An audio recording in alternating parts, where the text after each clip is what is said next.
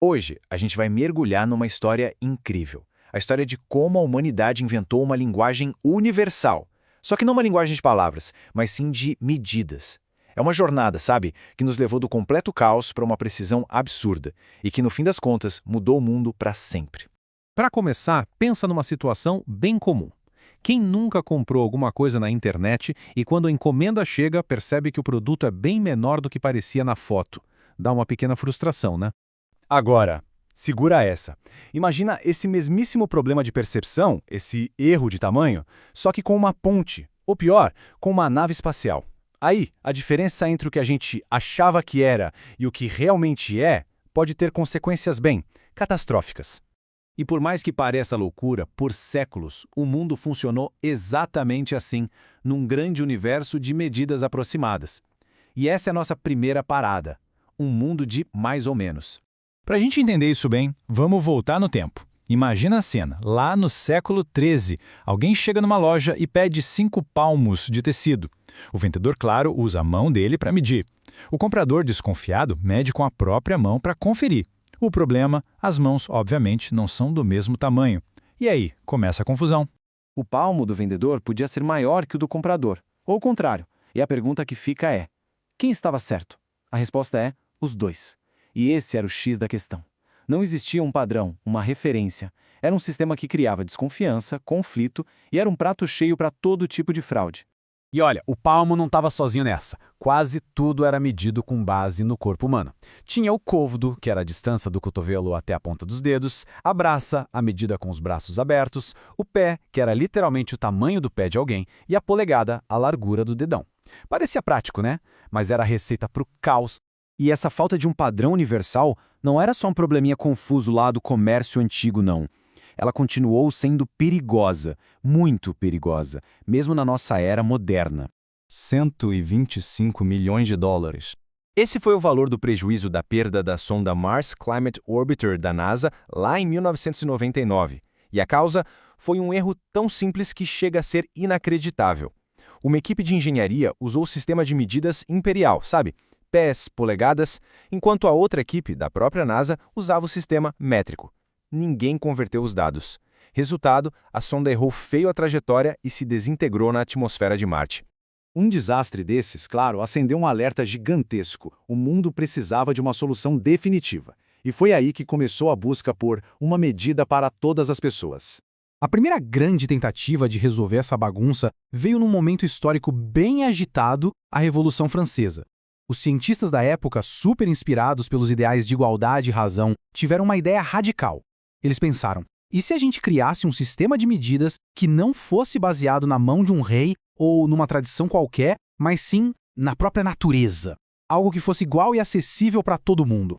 E a ambição deles era uma coisa de outro mundo. O metro, por exemplo, foi definido como 1/10 milionésimo da distância entre a linha do Equador e o Polo Norte. Para conseguir estabelecer essa medida, os cientistas fizeram uma expedição que durou anos, medindo um pedaço do planeta. Foi um esforço gigantesco para criar uma base que fosse, de fato, universal. Mas, mesmo com essa base tirada da natureza, um outro problema fundamental continuava existindo, só que na medida de massa.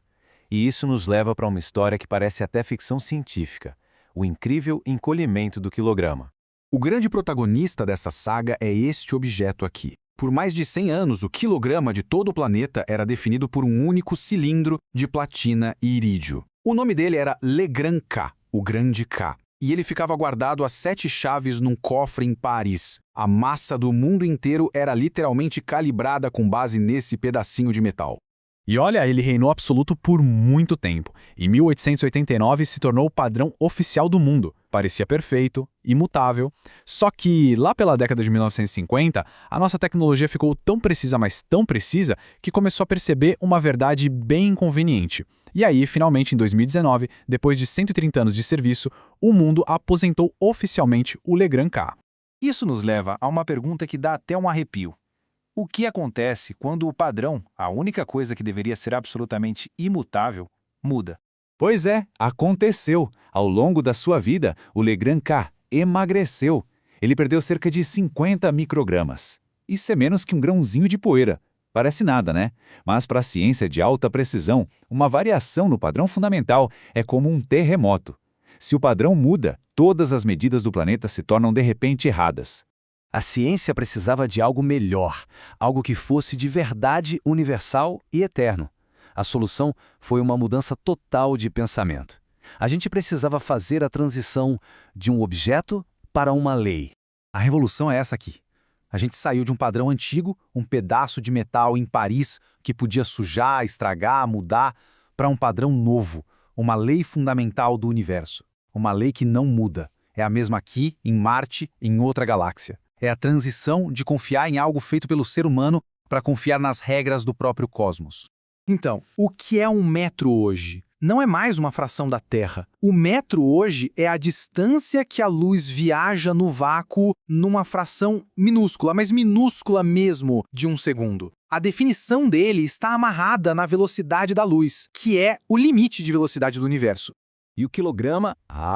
Esse ficou ainda mais interessante. Hoje, ele é definido pela constante de Planck, um número fundamental lá da física quântica. Em vez de colocar um peso numa balança, os cientistas usam um equipamento super complexo que basicamente converte energia eletromagnética em massa, usando essa constante como guia. É como definir o peso usando a própria energia do universo. Essa viagem toda pela história e pela física é fascinante, sem dúvida. Mas, no final das contas, por que tudo isso importa tanto pra gente? É isso que vamos entender agora na nossa parte final. Por que essa linguagem importa? O ponto-chave é o seguinte: ter um padrão universal e estável não é só um detalhe técnico para cientistas. É, literalmente, a base de quase tudo na nossa civilização. É o que permite o comércio global funcionar, é o que permite a engenharia construir prédios e aviões seguros, é o que permite a medicina de precisão, a ciência que pode ser repetida em qualquer laboratório do mundo e, claro, a exploração espacial. No fim, a história das medidas é a história de uma grande decisão coletiva. A humanidade, em certo ponto, decidiu medir o mundo não mais com base na tradição ou no poder, mas com base nas leis imutáveis da natureza. E essa escolha, essa simples escolha, mudou absolutamente tudo.